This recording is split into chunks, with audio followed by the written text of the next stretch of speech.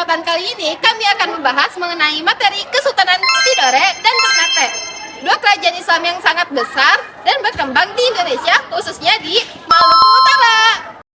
Kesultanan Ternate dan Tidore berkembang di wilayah Kepulauan Maluku yang sejak dahulu dikenal sebagai daerah penghasil rempah-rempah, terutama cengkeh dan pala. Pada masa lampau, rempah-rempah merupakan komoditas yang sangat mahal. Bahkan di Eropa, rempah-rempah dianggap sebagai barang mewah dan sangat dibutuhkan untuk obat-obatan, pengawet makanan, dan bumbu masakan. Karena kekayaan alam tersebut, Maluku menjadi pusat perdagangan internasional. Banyak pedagang dari Arab, India, Cina, dan kemudian bangsa Eropa datang ke wilayah ini. Keadaan inilah yang mendorong munculnya kerajaan-kerajaan besar seperti Ternate dan Tidore. Awal berdirinya Kesultanan Ternate. Kesultanan Ternate awalnya dikenal sebagai Kerajaan Gapi. Kerajaan ini didirikan pada tahun 1257 Masehi oleh Tahan Makmur yang dikenal sebagai Raja pertama Ternate. Sebelum terbentuk sebagai kerajaan besar, Pulau Ternate terdiri dari berbagai kelompok masyarakat kecil yang dipimpin oleh kepala adat yang disebut Momole. Karena sering menghadapi ancaman dari luar seperti perompak dan persaingan dagang, para pemimpin wilayah sepakat untuk bersatu membentuk pemerintahan yang lebih kuat. Dari sinilah lahir Kerajaan Ternate. Pada awalnya kerajaan ini belum bercorak Islam. Masuknya Islam ke Ternate diperkirakan terjadi pada abad ke-14 melalui perdagangan Arab dan Melayu. Awal berdirinya Kerajaan Tidore. Kerajaan Tidore berdiri tidak jauh dari Kerajaan Ternate, tepatnya di Pulau Tidore. Menurut sejarah, kerajaan ini berdiri sekitar tahun 1081 Masehi. Pemimpin pertamanya bernama Muhammad Aqil atau sering kita kenal sebagai Syekh Jatim. Tidore juga awalnya merupakan kerajaan tradisional yang masih belum bercorak Islam. Masuknya Islam ke Tidore terjadi melalui jalur perdagangan dan dakwah para ulama dari Arab. Setelah Islam berkembang, kerajaan ini berubah menjadi Kesultanan Islam. Karena letaknya strategis, Kerajaan Tidore menjadi kerajaan maritim yang kuat dan mampu bersaing dengan Ternate. Walaupun kadang bersaing, Ternate dan Tidore sama-sama memiliki peran penting dalam sejarah Indonesia. Kapan sih puncak kejayaan Ternate itu terjadi? Puncak kejayaan Sultanan Ternate itu terjadi pada masa pemerintahan Sultan Baabullah, yaitu sekitar tahun 1570 hingga 1583. Sultan Baabullah ini dikenal sebagai pemimpin yang berani dan kuat. Nah, hal ini dibuktikan karena pada masa pemerintahannya, wilayah kekuasaan Ternate meluas hingga meliputi Kepulauan Maluku, sebagian Sulawesi Timur, Nusa Tenggara, sebagian Papua, dan hingga Filipina Selatan. Selain itu, armada laut yang dimiliki oleh Sultanan Ternate juga sangat kuat, sehingga mampu menjaga jalur perdagangan rempah-rempah. Keberhasilan terbesar yang dimiliki oleh Sultan Baabullah yaitu mengusir Eropa dari Indonesia. Peristiwa ini sangat penting karena menunjukkan bahwa kerajaan Indonesia mampu mengusir penjajah dari Eropa. Nah, karena kejadian itu, Sultan Baabullah ini dijuluki sebagai penguasa 72 pulau. Dalam aspek ekonomi, Kesultanan Ternate juga sangat makmur karena memiliki perdagangan rempah-rempah yang sangat besar. Banyak pedagang dari berbagai negara mampir ke Ternate karena ingin membeli cengkeh.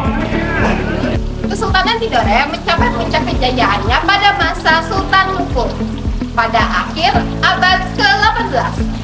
Sultan Luku dikenal sebagai pemimpin yang cerdas, tegas, dan anti penjajahan. Di bawah kepemimpinannya, Tidore berhasil memperluas kekuasaan wilayah hingga Halmahera, Raja Ampat, Seram, hingga sebagian Papua.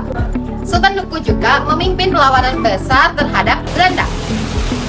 Ia berhasil menggalang persatuan rakyat dan menjalin kerjasama untuk melawan VOC. Kesultanan ini menjadi salah satu pusat perdagangan penting di Indonesia Timur. Masa keruntuhan Kesultanan Ternate. Setelah mengalami masa kejayaan, Ternate mulai mengalami kemunduran. Beberapa faktor penyebabnya di antara lain: yang pertama, campur tangan dengan bangsa Eropa. Portugis awal datangnya sebagai pedagang, tapi kemudian mereka ingin menguasai seluruh perdagangan rempah-rempah. Dan mereka juga ikut campur dalam urusan politik kerajaan. setelah Portugis, Belanda melalui VOC juga melakukan hal yang sama. Yang kedua, konflik internal kerajaan. Terjadinya persaingan kekuasaan di dalam kerajaan, sehingga perpecahan ini membuat kekuatan Ternate mulai melemah. Yang ketiga, monopoli perdagangan oleh VOC. VOC mengendalikan harga dan distribusi rempah-rempah. Akibatnya, pendapatan kerajaan menurun. Sedikit demi sedikit, kekuasaan Ternate mulai berkurang. Keruntuhan Kesultanan Tidore. Kesultanan Tidore juga mengalami kemunduran karena beberapa faktor. Yang pertama ada tekanan dari Belanda. Belanda ingin menguasai wilayah dan jalur perdagangan rempah sehingga mereka membatasi kekuasaan Sultan Tidore. Yang kedua, persaingan dengan Ternate. Persaingan antara kedua kerajaan tersebut sering dimanfaatkan oleh bangsa asing untuk memecah kekuatan lokal. Yang ketiga, ada menurunnya nilai rempah-rempah.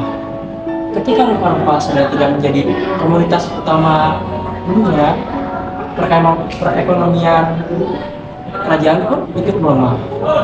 Akhirnya, kedua kerajaan tersebut kehilangan kekuasaan politiknya, walaupun identitas budaya mereka tetap bertahan. Peninggalan Kesultanan Ternate. Yang pertama ada Katredom Kesultanan Ternate, merupakan istana resmi Kesultanan Ternate. Bangunan ini masih berdiri hingga sekarang dan menjadi museum sejarah. Di dalamnya terdapat benda-benda sejarah seperti mahkota, senjata, pakaian, dan naskah kuno. Yang kedua ada Benteng Orange, benteng peninggalan Belanda yang berada di Ternate. Benteng ini menjadi saksi sejarah hubungan antara Ternate dan bangsa Eropa.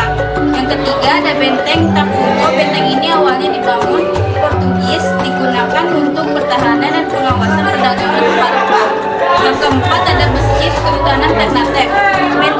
Benteng kedua menjadi pusat penyebaran Islam di Ternate. Peninggalan Kesultanan Tidore. Yang pertama ada Kedaton Sultan Tidore. Istana resmi milik Sultan Tidore yang masih terjaga hingga sekarang. Ini sebagai simbol sejarah dan budaya masyarakat Tidore. Yang kedua ada Benteng Tahula. Benteng milik Portugis di Tidore digunakan untuk mempertahankan wilayah.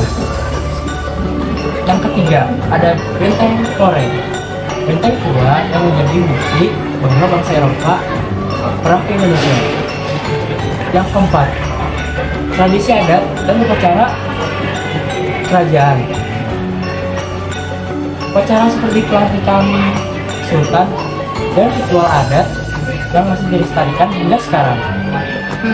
Dari sejarah Ternate dan Tidore, kita dapat mengambil banyak pelajaran. Pertama, pentingnya kerjasama dan persatuan dalam menghadapi ancaman luar. Hei, kalian jangan berantem. Kalau Ternate dan Tidore aja bisa lawan ancaman luar, masa kita enggak sih? Ayo, baikan.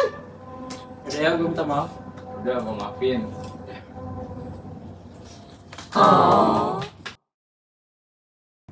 Kedua, kita belajar bahwa Indonesia sudah memiliki kekayaan alam yang sangat berlimpah dan sering menjadi pusat perhatian dunia.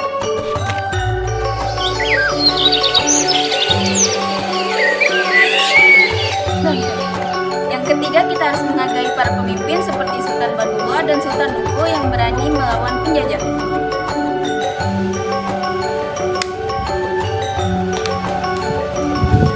Ayo kita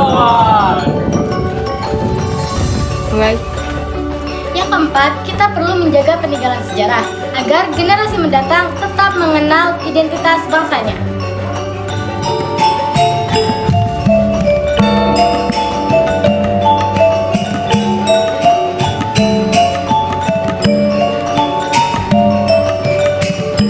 Harum kola sebar Pakuwangi. Cakep.